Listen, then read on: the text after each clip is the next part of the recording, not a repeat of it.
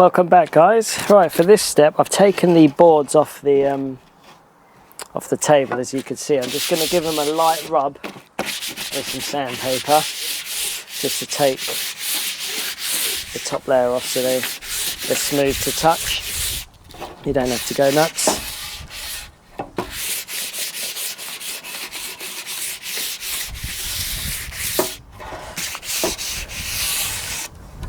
What I've done is I've marked them on where they need to go back onto the table, because we spent all that time yesterday screwing them on and making sure they fit right. So I want them to go back exactly as they need to. Once I'm done with this, I'm going to take my white spirit and I'm just going to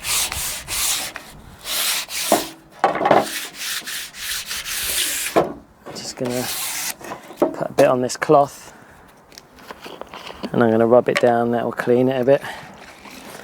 White spirit, especially in this kind of heat, is going to take no time to dry. Once that's done, then I'm going to put some stain on.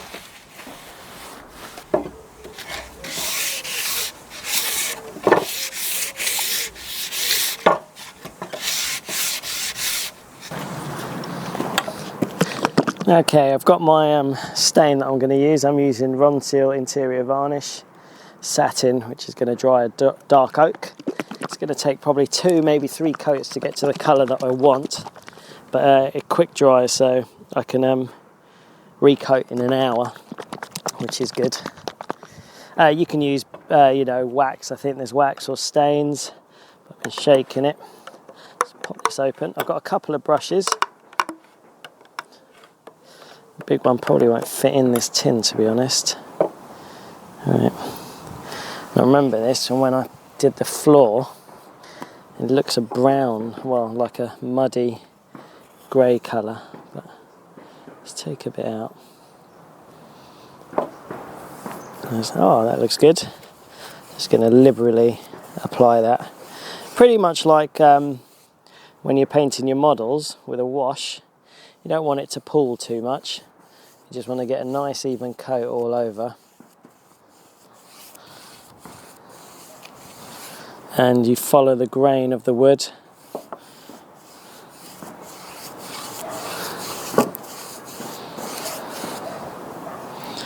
As you can see, it's taken me no time at all. Just something to note, if you're doing what I do and you're making a bench and you're moving your tin, don't put it at the end, otherwise you'll end up catapulting it on the floor. Pew! So,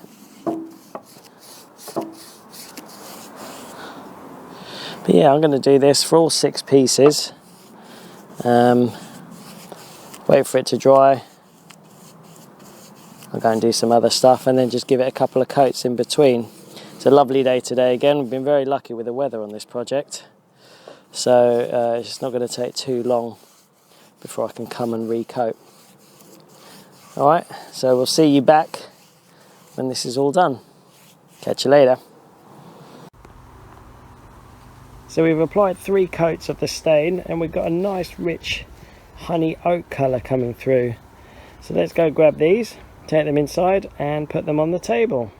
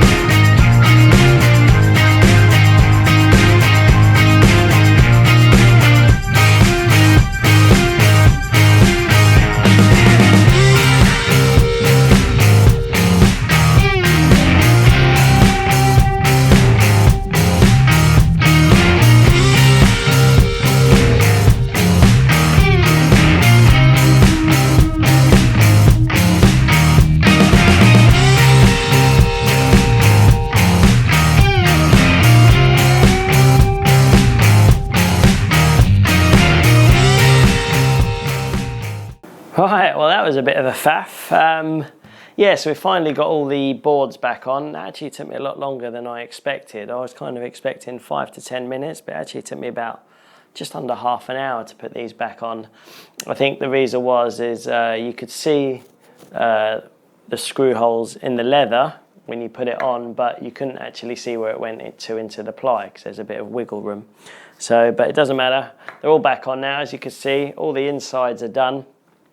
The outside is yet to be done. That's going to be next. So the next step is to give the outside a light sand, fill in any gaps in the corners and the screw holes, obviously with some wood filler, give the whole thing a sand, and then we can stain it as we did before. All right, well, good. So yeah, I will go and do that, and we'll see you in a bit. Okay, with the sides applied, what I'm going to do now is I'm going to take some wood filler and I'm going to squirt it into these holes. What I've done is I've drilled these screws a few mil below the surface, so it's got a couple of mil for the wood filler to adhere to, and then I'm going to do that as well to the corners if they need it, okay, just to blend those in. So let us put a dollop on here, push that in.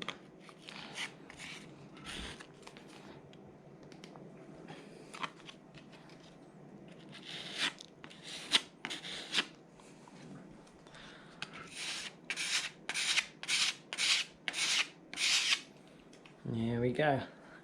So I'm going to go around and do this to all the holes. We're going to give it an hour or two to dry. It shouldn't take too long because they're not very deep. Then we can give it a sand and start staining. Okay, so I'm going to do this for all the screw holes around the table. I'm obviously not going to fill in the join between the two sides, but yeah, that's it. Right, so I'm going to do that and then we'll be back. So we've applied the wood filler now, so we're just waiting for that to dry. So whilst we're waiting for that to dry, we may as well fit our cup holders. So I picked these up. These are about £6 each. I've got 2 of them. Stainless steel, and they are 90 millimeters diameter. So what I've got, what I've had to buy is a hole saw. This one is 92 mil diameter, so I should let the internal diameter slip through, and this one is a bit bigger, so that's not a problem. So what I'm going to do, I'm going to mark, I roughly want it to be here, 3 inches by 3 inches for the center, and I'm going to do the same or the opposite. You might be kind of wondering why I'm doing them opposite instead of, you know, that corner, and the reason why is if we end up using this table as a one-off, so not as a double, it means both players can have a cup holder, whereas if I put it on that side, only one person would. Okay, let me get my tape measure. Measure 3 inches, which is roughly there. 3 inches there. Okay. So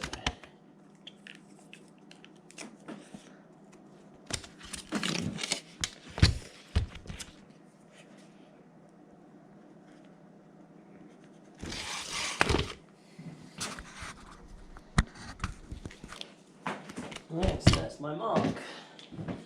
I'm very nervous about this. How's the leather gonna treat itself? I'm just gonna put my hand underneath, just make sure there's nothing. No, nothing there. Okay.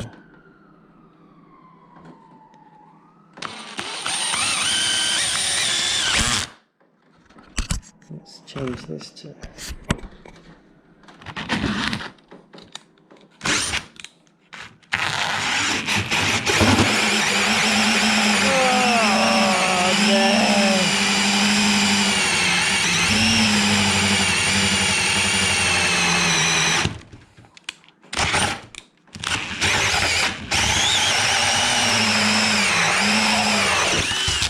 Okay, well,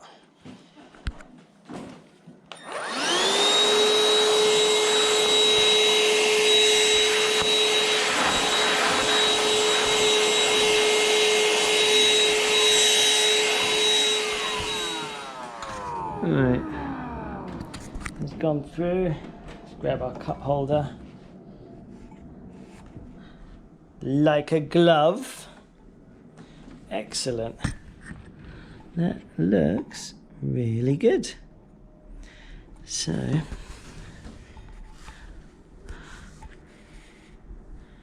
fine. It could come out quite easy, but what I'll probably end up doing is putting some adhesive on the inside of there and then dropping that in, and then that will make sure it doesn't go anywhere. Okay, so I'm going to do the same on the other side now, and then we'll be back. Right, now that the wood filler's dry, I've taken them all outside, flipped them upside down, because there's a couple of stages we're going to do. First thing I'm going to do is I'm going to sand where we put our wood filler on. You can do it by hand, but because I've got a multi-tool, I'm going to use that. Then I'm going to wipe it clean and then apply a first coat of varnish. While the varnish is drying, I'm going to put on our power boards there. So it's just a way to make time more efficient. But first thing, let's get sanding.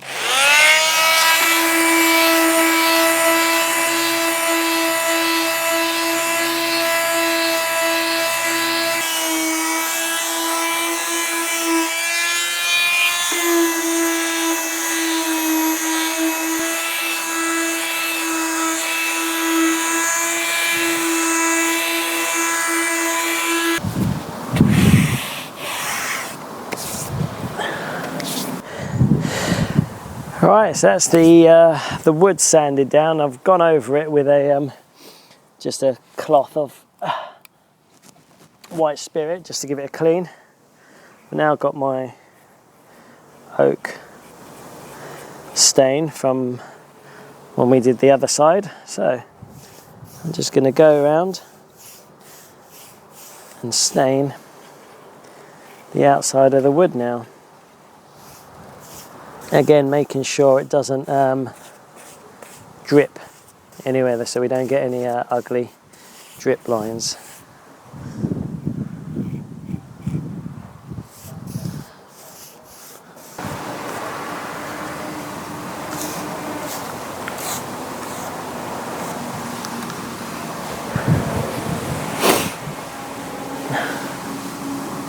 Right, there's actually going to be a couple of steps to this next part.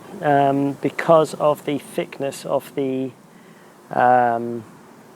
extension board, it just overhangs that lip, which isn't generally a problem, but what I'm going to end up doing is using these heavy duty picture hook frames. These are going to go on the frame here, and as you can see, it's going to foul on that. So actually I'm going to be ending up putting them on the top here. There, so we're going to be able to hook them on, but that's going to kind of butt the board out when it's on the wall, which won't be a problem, because what I'll end up doing is spacing the wall mounting one out so it clears it. So I'm going to mount these down the side, and I'm going to use these kind of like cable clip things. I'm going to screw them into the side of the ply so I can get some depth onto it, and then cable tie that all the way round. I'm going to do that on the other side as well, and they're going to meet in the middle. And what I've got is this Y connector for an IEC lead, or like common kettle lead. It's just 2 into 1, so I've got 5 meters here, and I'm going to plug that into the mains, and that will liven up both boards. So 1, 2, yeah. But the first thing we need to do is remove the plug and put on a male IEC connector. So like I said, there's a couple of steps we need to do that. Put this down the side and then screw the picture hooks on whilst we're waiting for the stain to dry.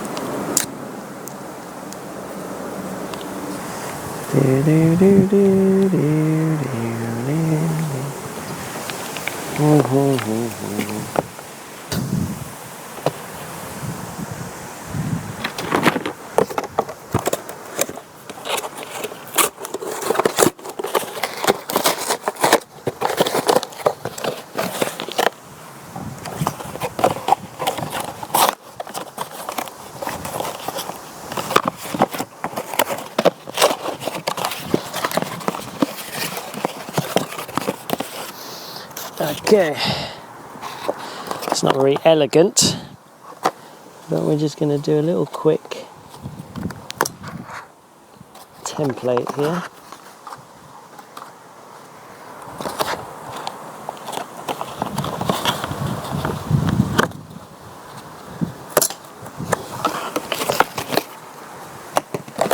This is where we're going to put our screw holes.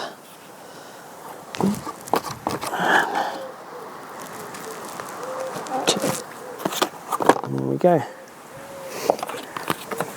We're going to use, well, we're going to start off by trying the same 12mm screws that we mounted the clasps with. If we need to go bigger, we can. It's always easier to go bigger than it is to go smaller. And obviously the trick with these is you don't screw them in all the way.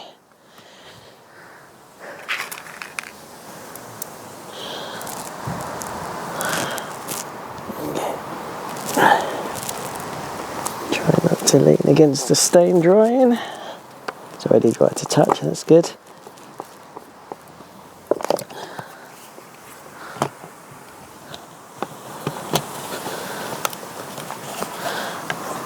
Okay, it's like it was meant to be. There we go. Okay, actually I'm going to keep that template for the next one. Right, next thing I'm going to do, I want to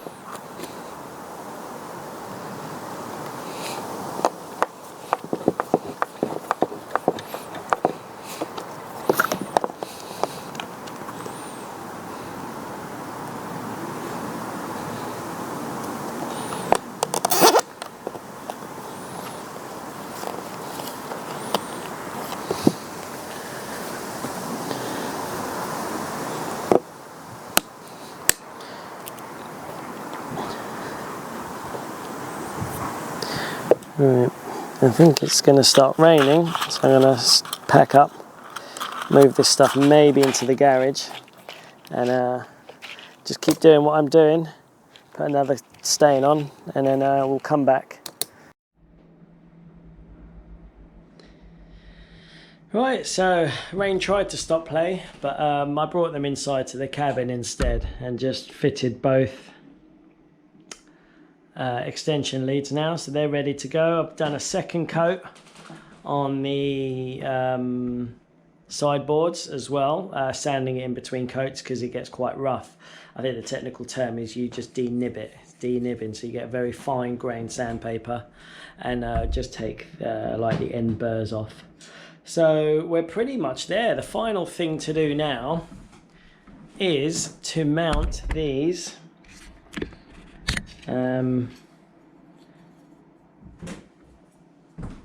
picture hooks or picture hangers. So I've got two of these. They're designed to carry, I don't know, 20 kilos each or something. So I'm going to put one here and one the other side. If you have a look on here, it is going to foul on the extension lead when we go to screw it onto the wall. That's not a problem, because what I'll do is I'll end up battening the wall side out by maybe 10mm or something, just so it clears it, so then the table can hang straight down. So yeah, that's it. I'm just going to put two of these on, one on each corner, one here, one there, and then again on the other side. I'm putting them on the end so because I want the frame to be top, left and right, and then the bottom will be the frameless one. So I'm going to go and mount these, and then we are going to probably flip these table over, and what I'll end up doing this evening is gluing this into the holders and applying the final coat of stain, and then it's just hanging them up on the wall tomorrow. So Yeah, that should be good. Right, so I'm going to go screw these and then we will see you guys very soon. I guess I should tell you how I'm going to mount these. I just realised. So what I've done is I've put these all the way to the end, so it coincides with this edge, and I've put in one screw in the middle. So now what I'm going to do, I'm going to flip the table on its end. Okay, so I flip the table on its end. Just going to make sure this is upright. So that's straight. So I'm going to rest that on here. Okay, get my spirit level. Just make sure that is straight. When I'm happy with that, just put in 2 more screws. It should hopefully mean now when we offer it up to the wall,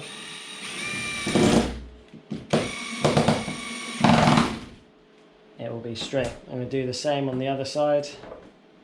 Cool. I'll put this table back down the right way now, and then do the other side. For this next step, I'm just applying a 2-part kind of resin epoxy glue to the outside of the cup holder. It's one of those ones that you that comes in 2 tubes and you have to mix it together, and it's supposed to make a very strong bond. So we will see. Right, I've done that all the way to the outside and on the lip. I'm going to pop that in, make sure there's good contact. And what I'm going to do, I'm going to get a heavy bottle and pop that in just to keep it weighed down. Anything that's come at the edges, and then just clean up. Grab a bit of white spirit while I'm here. Alright, going to do that to the other one. And I have done a 3rd coat to the outside of the wood. So we'll wait to see what it looks like in the morning, and we'll probably need to denib it again. But yeah, that's it. So let's just finish this last cup holder and we can call it a night tonight. That's how we're looking at the moment. I'll glue that last cup holder and hopefully that will be set come morning.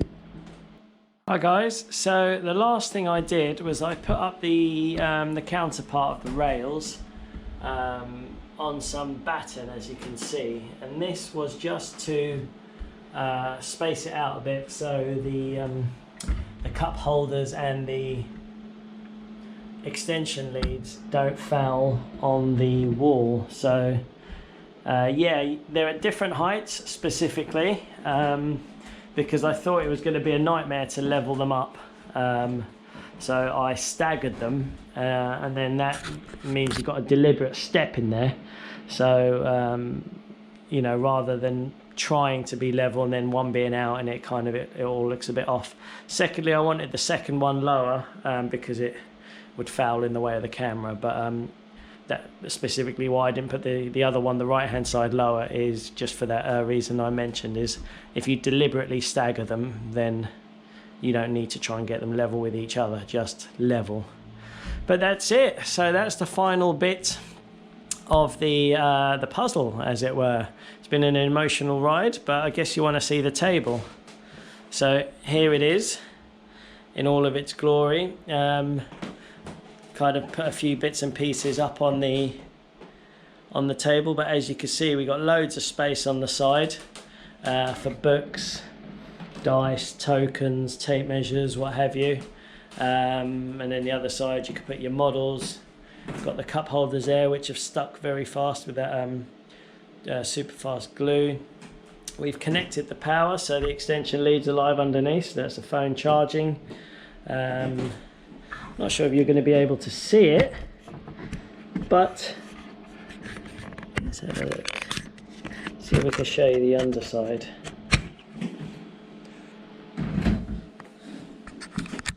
So this is the underside here. And that's the 2 bits feeding the power, and then all it is just a cable run to a socket, and then that just livens up the table. But here you can see our clasps You can see our original work that we did, what feels like so long ago, that protects the table. But yeah, so that's pretty much it. Right, well, that's it. That's the end of the road for this project. It's been quite an undertaking, but I've enjoyed it. Just a few thoughts that I kind of found along the way is, you know, you can adapt this design to go to any table. Where I had the circular cutout for the underside, you could easily make that as 3 rectangular kind of battens, which I probably could even do for the circular one, and that would be easier to do. And I'd probably make it out of 25mm ply instead of 2 lots of 24. So I'd have 25mm ply and then just 3 battens screwed into it, and that would probably make future projects easier. I can kind of see why gaming tables cost a lot of money when you're buying them, because there's a lot that go in. There's a lot to building one, and this is a super basic design. It's just 4 walls, as it were. It doesn't have any of the other intricacies. But no, we got there in the end. It works for me. 2 halves that will go up on the wall, out of the way. And yeah, what other tips? Oh yes, when I was mounting the table on the wall, the side with the cup holders in, I had to take off the brackets because they were fouling on the cup holders and shift them in. Once they're shifted in, they're kind of out of the way of the cup holders, and then they can hang up. So that's a little tip if you're going to do that. Don't mount your rails directly over the cup holders because of the depth. Shove them in, and then they can hook onto the counterpart because you've battened it out. It's not going to foul then. But yeah, no, it's been a great project. Thanks for watching. Thanks for those who have kind of followed me every step of the way. Hopefully it's inspired you to build yours. As I said on the other video, I'm happy to answer any questions you've got for when you're building your own table. I'll tot up all the bits used, but I think it definitely came into under 200 quid, I would say, excluding tools, just for materials and stuff to build this. So that's not a bad deal. You've got an 8 by 4 table that you could do whatever you want with. But no, thank you very much. Thanks for watching. Please like and share, subscribe if you haven't already. Other people might want to build this. But yeah, well, thank you very much, and we'll see you on the next one. Catch you later.